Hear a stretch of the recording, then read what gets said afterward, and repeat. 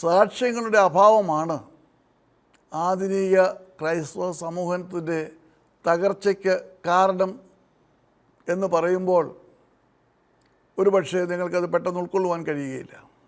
വാർത്താവിനിമയ സൗകര്യങ്ങളും സാഹചര്യങ്ങളും ഇല്ലാതിരുന്ന ഒരു കാലഘട്ടത്തിൽ 1000 കൊല്ലങ്ങൾക്ക് മുൻപ് വായ്മൊഴി മാത്രം ഉണ്ടായിരുന്ന ഒരു സാഹചര്യത്തിൽ വായ്മൊഴിയിലൂടെ മാത്രം യേശുക്രിസ്തുവിനെ ലോകത്തിന് മനസ്സിലാക്കുവാൻ കഴിഞ്ഞിരുന്ന ഒരു കാലഘട്ടത്തിൽ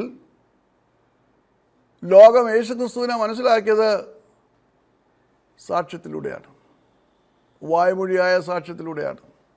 റേഡിയോ ഇല്ല, ടെലിഫോണില്ല, മൊബൈലില്ല, ടെലിവിഷനില്ല, സാറ്റലൈറ്റ് ഇല്ല, ഒന്നുമില്ല. ഏതാണ്ട് 300 കിലോമീറ്റർ ദൂരമുള്ള ഒരു ഭൂപ്രദേശത്ത് നടന്ന, അവിടെ ജനിച്ചു വളർന്ന് ക്രൂശിക്കപ്പെട്ട, ഉയർത്തെഴുന്നേറ്റു എന്ന് പറയപ്പെടുന്ന ഒരു മനുഷ്യനെക്കുറിച്ച് ലോകം അറിഞ്ഞത് ആ ഭൂപ്രദേശത്തുണ്ടായിരുന്ന ജനങ്ങളിലൂടെയാണ്. അവിടെ നിന്ന് പുറപ്പെട്ടുകൊണ്ട് ലോകത്തിൻ്റെ നാനാ ദിക്കുകളിലേക്കും പോയ ആ മനുഷ്യൻ്റെ ശിഷ്യന്മാരെ കൂടെയാണ്.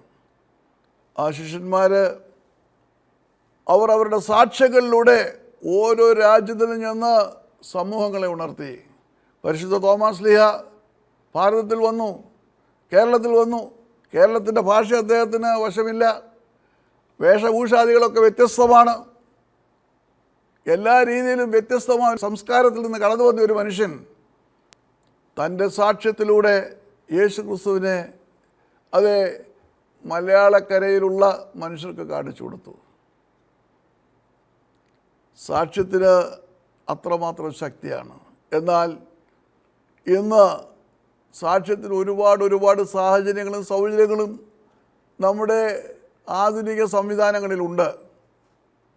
ഒറ്റ നിമിഷം കൊണ്ട് തന്നെ ഞാനീ പറയുന്നത് മോസ്കോയിലും ന്യൂയോർക്കിലും കേൾക്കുവാനുള്ള സംവിധാനം ഇവിടെ ഉണ്ട്. അത്രമാത്രം നാം പുരോഗമിച്ചിരിക്കുന്നു. പക്ഷേങ്കിൽ അങ്ങനെയുള്ള സംവിധാനങ്ങളുള്ളപ്പോൾ തന്നെ സാക്ഷ്യങ്ങൾ കുറഞ്ഞു പോയിരിക്കുന്നു. ലോകത്തിലെ ഏറ്റവും വലിയ സഭകൾ, ഞാൻ അവരുടെ പേര് പറയുന്നില്ല, ആ സഭകളുടെ ആരാധനകളിലൊന്നും സാക്ഷ്യത്തിന് യാതൊരു പ്രസക്തിയും നൽകുന്നില്ല. പ്രാചീന സഭകൾ, പൗരാണിക സഭകളൊക്കെയും വളരുവാനുള്ള കാരണം, അനേകർ യേശുക്രിസ്തുവിനെ കുറിച്ച് അറിയുവാനുള്ള കാരണം, അതിലെ വിശ്വാസികൾ യേശുക്രിസ്തു പ്രവർത്തിക്കുന്ന അത്ഭുതങ്ങളും അടയാളങ്ങളും അനുഗ്രഹങ്ങളും പൊതുസമൂഹത്തോട് പറയുവാൻ തക്കവണ്ണം അവരുടെ ആരാധനകളിൽ അവരുടെ പരസ്യ ശുശ്രൂഷകളൊക്കെയും മുഖാന്തരങ്ങൾ ഒരുക്കിയിട്ടാണ്. ഇന്ന് നാം ആരാധനകൾ നടത്തുന്നുണ്ട്. 2000 കൊല്ലം മുൻപ് നടന്ന അത്ഭുതങ്ങളെക്കുറിച്ചാണ് നമുക്ക് പറയാനുള്ളത്. ഇന്ന് പ്രവർത്തിക്കുന്ന യേശുക്രിസ്തുവിനെ ലോകത്തിന് കാണിച്ചു കൊടുക്കുവാൻ തക്കവണ്ണം, ആ സാക്ഷ്യങ്ങളെ ലോകത്തിന് വെളിപ്പെടുത്തി കൊടുക്കുവാൻ തക്കവണ്ണം അവസരം നമ്മുടെ വിശ്വാസികൾക്ക് നൽകുന്നില്ല. അത്ഭുതങ്ങൾ നടക്കാഞ്ഞിട്ടല്ല, അടയാളങ്ങൾ ഇല്ലാഞ്ഞിട്ടല്ല, പിന്നെയോ നാം ആരാധനയിൽ മാത്രം കേന്ദ്രീകരിച്ചുകൊണ്ട് യേശുക്രിസ്തു ഇന്നും ജീവിക്കുന്നു എന്നുള്ള അനുഭവങ്ങൾ ലോകത്തോട് പറയുവാൻ തക്കവണ്ണമുള്ള ആ സാവകാശം കൊടുക്കാതെ വന്നതിൻ്റെ പശ്ചാത്തലത്തിലാണ് ക്രിസ്തുമതം എന്ന് ഛിന്നഭിന്നമായിക്കൊണ്ടിരിക്കുന്നത്. യേശുക്രിസ്തുവിലുള്ള വിശ്വാസം അനേകർക്ക് നഷ്ടപ്പെട്ടുകൊണ്ടിരിക്കുന്നത്, അനേകർ മറ്റു മതങ്ങളിലേക്ക് പലായനം ചെയ്യുന്നതിൻ്റെ കാരണം യേശുക്രിസ്തുവിന് ഈ അത്ഭുതങ്ങൾ പ്രവർത്തിക്കുവാൻ ഇന്ന് കഴിയുമെന്ന് അവർ വിശ്വസിക്കാത്തത് കൊണ്ടാണ്. സാക്ഷ്യത്തിന് വലിയ പ്രാധാന്യമുണ്ട്.